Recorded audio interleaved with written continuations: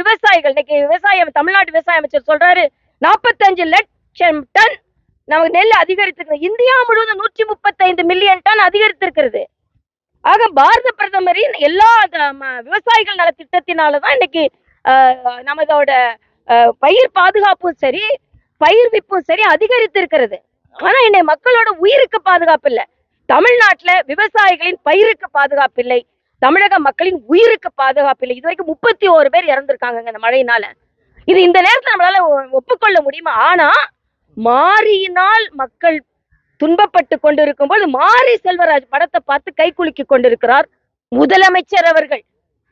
அதாவது மைசன் முதலமைச்சர் ஆயாச்சு, துணை முதலமைச்சர் பைசன் தான் போய் பார்க்கணும், மற்றவங்க சன்களை பற்றி எல்லாம் கவலை இல்லை அப்படின்னு. இன்னைக்கு மழை வந்துருச்சுங்க, சன்னை காணோங்க. நிச்சயமா சன் காணாம போகும் 2026ல. ஏன்னா இதுக்கு ஒரு குறியீடு இன்னைக்கு. அதனால தமிழக அரசு சரியாவே நடந்து கொள்ளவில்லை.